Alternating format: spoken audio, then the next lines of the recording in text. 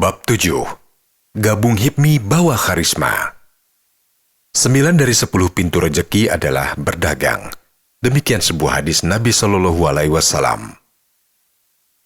Meski hadis sahih, tapi kenyataannya sangat sedikit kaum muslim yang mau menjadi pedagang atau pebisnis. Data menunjukkan jumlah pengusaha di Indonesia tidak sampai 4%. Aman dari kecil sudah bercita-cita menjadi pengusaha. Sebagai pebisnis yang baru mengibarkan bendera, Aman haus akan ilmu pengetahuan dan jaringan. Setamat S1 tahun 2004, Aman mengikuti berbagai pelatihan. Ia juga bergabung dengan beberapa komunitas bisnis. Aman senang belajar sesuatu yang baru dan mempunyai banyak kenalan. Sesuatu yang dapat mengembangkan pribadi maupun usahanya. Beberapa pelatihan yang pernah diikutinya antara lain ESQ, Emotional and Spiritual Quotient, yang dibawakan Ari Ginanjar, EU Entrepreneur University, yang didirikan Purdi Chandra, dan Marketing Revolution, yang dimentori Tung Desem Waringin. Kala itu, ketiga pelatihan tersebut sangat populer dan menarik minat banyak peserta. Aman juga mengikuti beberapa komunitas bisnis seperti IIBF, Indonesia Islamic Business Forum, TDA, Tangan di Atas, dan sebagainya. Pada tahun 2005, Aman mengikuti pameran yang difasilitasi Bio Farma Bandung. Di sanalah dia pertama kali mengenal HIPMI, Himpunan Pengusaha Muda Indonesia, yang turut membuka stand. Tergerak hati Aman memberanikan diri untuk mendaftar sebagai anggota HIPMI Kota Bandung. Selama ini HIPMI dianggap sebagai organisasi pengusaha yang berkelas. Bahkan bagi sebagian komunitas bisnis, bergabung ke HIPMI seperti masuk ke Menara Gading, tempat yang serba enak dan menyenangkan. Ada persepsi orang yang bergabung di HIPMI. Ada dua macam, anak orang kaya atau pengusaha yang sudah kaya. Anggota HIPMI ada batasan umurnya, di bawah 40 tahun. Berkelasnya HIPMI dapat dilihat dari parkiran di kantornya. Berjajar mobil-mobil mewah seperti BMW, Mercy, dan sebagainya. Tahun 2005, Aman mendaftar ke HIPMI Bandung membawa karisma, motor yang setia menemaninya kemana saja. Baginya untuk bergabung HIPMI tidak perlu menunggu bisnisnya besar. Aman berpikir sebaliknya. Dengan masuk HIPMI, ia ingin membesarkan bisnisnya. Di HIPMI, Aman berkenalan dengan beberapa orang antara lain Egy Hamzah Suzeta, Ketua HIPMI Kota Bandung. Egy tak lain adalah anak Menteri Negara Perencanaan Pembangunan Nasional atau Kepala Bappenas saat itu, Paskah Suzeta. Tak dapat dipungkiri, sebagian besar anggota HIPMI Bandung anak dari pengusaha atau pejabat. Salah satunya Yose Rizal, anak seorang kepala dinas di Bandung. Awal bergabung di HIPMI tahun 2005, Egy menanyakan berapa omset usahanya. Cerita omset bagi pengusaha bukan hal tabu. Saat itu omset Aman masih kecil, yakni 442 juta setahun, sekitar 30 jutaan sebulan. Biasanya saat bergabung di HIPMI ada 3 mitos yang ditanyakan. Kamu anak siapa? Bisnismu berapa omsetnya? Kamu bisa apa? Karena Aman merasa bukan anak siapa-siapa dan omsetnya masih kecil, ia masuk opsi ketiga. Ia akan membantu berkontribusi dengan pikiran dan tenaganya untuk menyukseskan kegiatan HIPMI. Sejak itu, Aman mulai aktif membantu setiap kegiatan HIPMI seperti musyawarah cabang atau muscap Kota Bandung dan sebagainya. Biasanya acara HIPMI diadakan di hotel-hotel berbintang. Disitulah tempat Aman belajar etiket, tata krama, dan penampilan. Dia mulai membiasakan diri menggunakan pakaian formal seperti jas dan batik. Di HIPMI, Aman mengenal banyak pengusaha dan pejabat. Mereka sudah memiliki protokoler sendiri. Suatu ketika tahun 2007, HIPMI Bandung mengadakan acara muscap di sebuah hotel di Bandung. Aman hadir bersama kawan-kawan pengusaha lainnya. Seperti layaknya pengusaha, Aman pun mengenakan jas sehingga terlihat seperti pengusaha mapan. Ketika masuk hotel, Aman disambut seorang security yang diapit 2 security lain di belakangnya. Security itu memandangnya di lobi hotel. Senyumnya tipis. Tangannya mempersilakannya masuk. Aman menatap sekilas. Ia masih hafal wajah itu. Tak ada alasan melupakannya. Apalagi tulisan nama terbaca jelas di bajunya. Johnny kaget dan kikuk melihat Aman sudah menjadi pengusaha. Apalagi Aman mengenakan jas yang meningkatkan wibawanya. Johnny pun menyalaminya. Mukanya agak menunduk. Aman membalas dengan senyuman. Ia sedikit GR karena profilnya lebih baik ketimbang Johnny. Orang yang sudah beberapa kali mengusik hidupnya. "Ini Aman, kamu Johnny ya?" Tepuk Aman ke bahunya. "Siap," jawab Johnny sigap. Johnny masih belum percaya dengan orang yang barusan disalaminya. Tahun 2000, Aman masih menjadi pedagang kaki lima. Kini menjadi pengusaha yang tergabung dalam HIPMI, organisasi pengusaha yang cukup keren. Alumninya kebanyakan sudah menjadi pengusaha nasional. Dalam diri Johnny timbul rasa iri. Aman, anak pedagang kelontong, bisa menjadi pengusaha.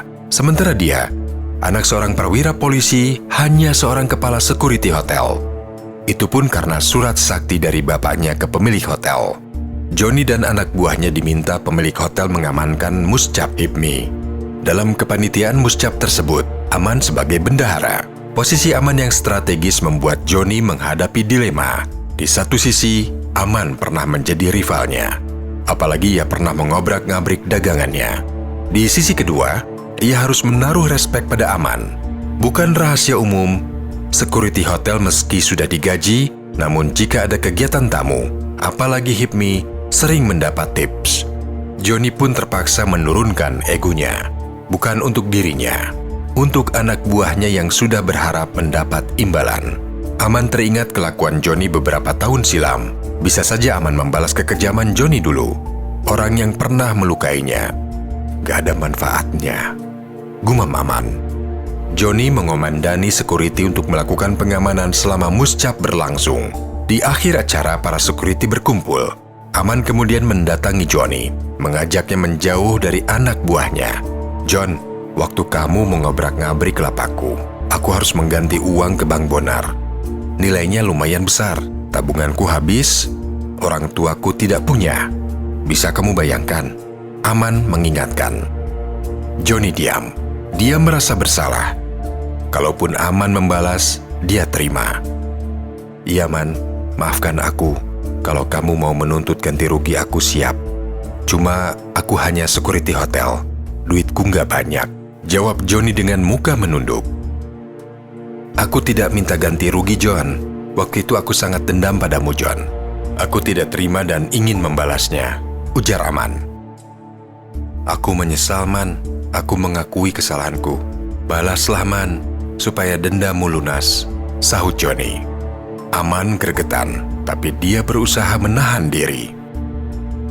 "Kalau aku membalas, apa bedanya dengan kamu?" tanya Aman. Aman menyodorkan tangannya, menyalami tangan Johnny. Aman pun mengangguk, membuang dendamnya, memaafkan. Suasana haru. Aman pun mengelurkan 2 amplop. "Ini dari HIPMI untuk anak buahmu. Ini dari aku pribadi untuk keluargamu." Johnny berterima kasih, matanya basah. Ia heran, orang yang pernah dizoliminya membalas dengan kebaikan. Setelah itu Aman pamit pulang. Johnny tak kuasa menahan emosinya. Amplop pemberian Aman dipegang erat-erat. Selain muscap, banyak kegiatan yang dilakukan HIPMI Kota Bandung. Untuk menghadiri acara HIPMI, Aman kadang menyewa mobil.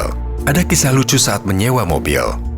Suatu ketika, HIPMI mengadakan kegiatan HIPMI Rally. Aman minta tolong Denny menyewa mobil. Karena Denny mencari rent-car pada malam hari, ia tidak mengecek dulu kondisi mobil yang disewa. Paginya mobil tersebut dibawa Aman ke acara HIPMI.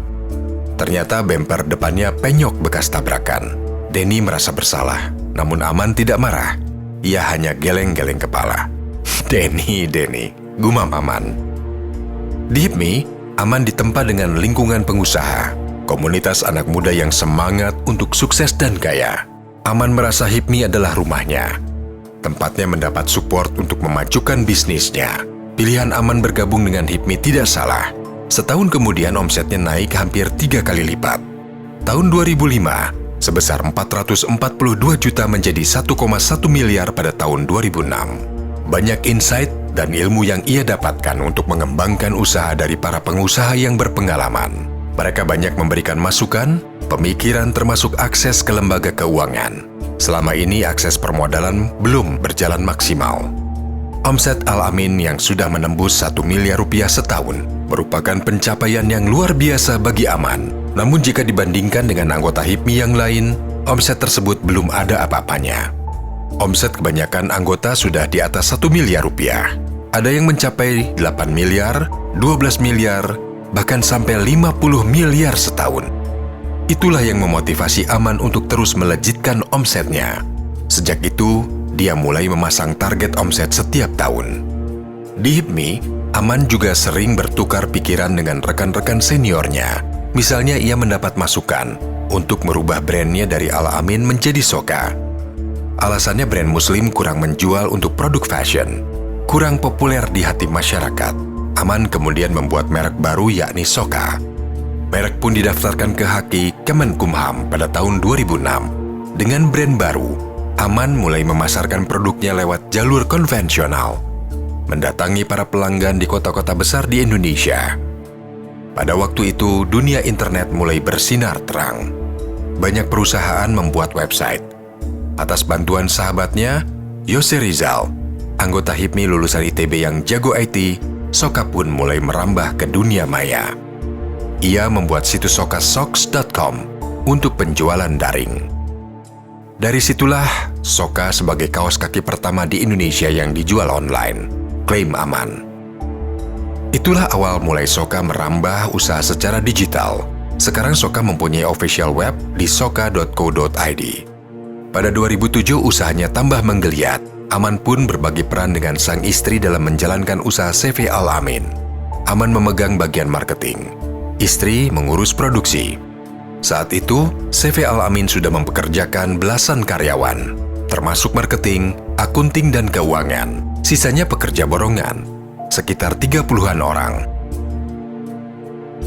Di HIPMI, Aman merasa enjoy, meski berteman dengan anak-anak orang hebat dan mapan. Hubungan pertemanan sangat sejajar. Aman berteman tanpa memandang status. Apalagi, bisnis yang digelutinya lebih banyak bermain ke pasar retail, bukan client service, sehingga tidak bergantung dengan pertemanan. Tidak memanfaatkan jejaring teman untuk mendapatkan orderan. Hal itu membuat pertemanannya di HIPMI tetap langgeng. Tidak ada kepentingan pragmatis. Posisi Aman pun sudah menjadi anggota kompartemen tekstil Badan Pengurus Pusat HIPMI. Setelah bergabung di HIPMI, omset Soka semakin menanjak. Peningkatan omset tersebut ditunjang penambahan jumlah mesin produksi, SDM, dan permodalan. Kapasitas produksi Soka pun meningkat setiap bulan. Peningkatan tersebut tidak lepas dari bantuan dari rekan-rekan di HIPMI. Ilmu dapat dipelajari melalui organisasi atau himpunan yang mempunyai visi yang sama dan saling mendukung.